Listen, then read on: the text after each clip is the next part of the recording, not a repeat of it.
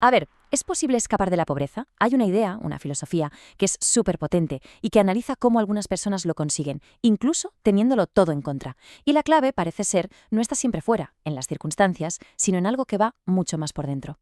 Vamos a desgranarlo. Y es que el punto de partida es, bueno, es una realidad durísima. La mayoría de la gente que nace en la pobreza se queda ahí. Esto es tan heavy que te obliga a preguntarte, si el sistema parece hecho para que no te muevas, ¿cómo es que hay gente que sí lo rompe? ¿Qué narices hacen diferente? Para entender cómo salir, primero tenemos que ver por qué tanta gente cree que es imposible.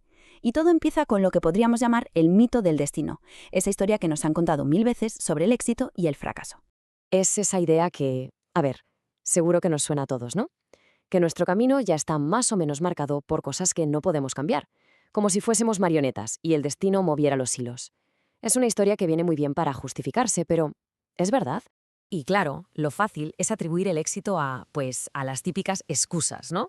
La suerte, los enchufes de la familia, haber nacido en el sitio correcto o que de repente te lluevan las oportunidades. Es la explicación más cómoda. Pero aquí es donde este análisis se pone de verdad interesante y lo pone todo patas arriba. Pero, ¿y si le damos la vuelta a la tortilla? ¿Qué pasa si cuestionamos todo esto? Aquí es donde se desafía el mito y se empieza a ver cuál podría ser la verdadera diferencia.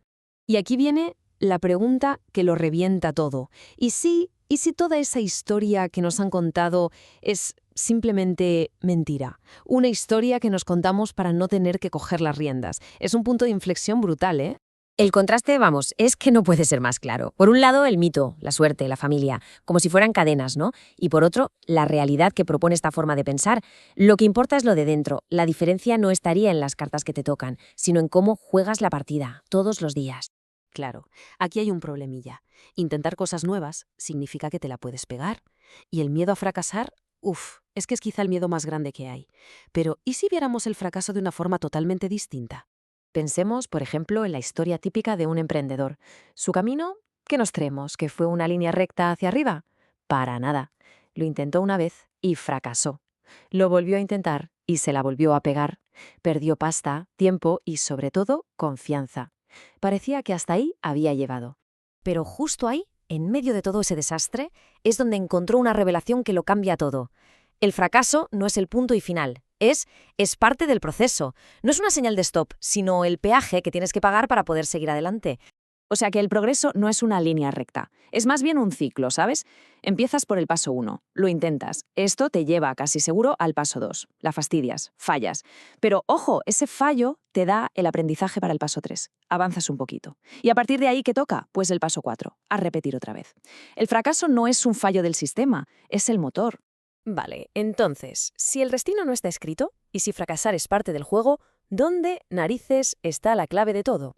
Pues llegamos al meollo de la cuestión, el cambio de mentalidad, el verdadero punto de inflexión. Y ojo, que aquí no estamos hablando de ser un genio ni de tener un talento de otro planeta. El punto en común de la gente que le dio la vuelta a la tortilla fue algo mucho más interno. Fue un cambio total en su forma de pensar. Es que el cambio es brutal. Es pasar del no puedo, que te bloquea, a preguntarte a ver cómo podría hacerlo. Es dejar de pensar en el dinero como algo que se gasta y empezar a verlo como una herramienta para invertir. Y lo más importante, de verdad, es pasar de la queja, que no sirve para nada, a la acción. Este es el giro que, según esta filosofía, lo cambia absolutamente todo. Entonces, para ir cerrando, ¿con qué nos quedamos de todo esto? Pues todo se resume en unas cuantas ideas clave, casi como una decisión final sobre cómo quieres ver el mundo. La primera, y es una declaración de intenciones en toda regla, de dónde vienes no define a dónde vas. El punto de partida no es para nada el punto final, es romper del todo con ese mito del que hablábamos. La segunda idea clave, la disciplina le gana el talento. Siempre. Ser constante, pico y pala. Al final vale más que el talento natural que se queda en el sofá. Es la historia de la tortuga y la liebre, vamos. Y la tercera, que esta es la que más cuesta aceptar, ¿eh? Fallar es avanzar. Cada vez que te equivocas, cada tropiezo, no es ir para atrás. Es una lección, una que te prepara para lo que viene después. Y todo esto nos lleva a una conclusión, que es bastante dura, la verdad. La mayoría de la gente se queda donde está, no porque no pueda cambiar, sino porque en el fondo ha decidido no hacerlo. El estancamiento al final no sería falta de capacidad, sino el resultado de una decisión. Así que todo esto nos deja con una última pregunta en el aire, para que le demos una vuelta. La riqueza de verdad, ¿dónde empieza? ¿En la mente o en el bolsillo?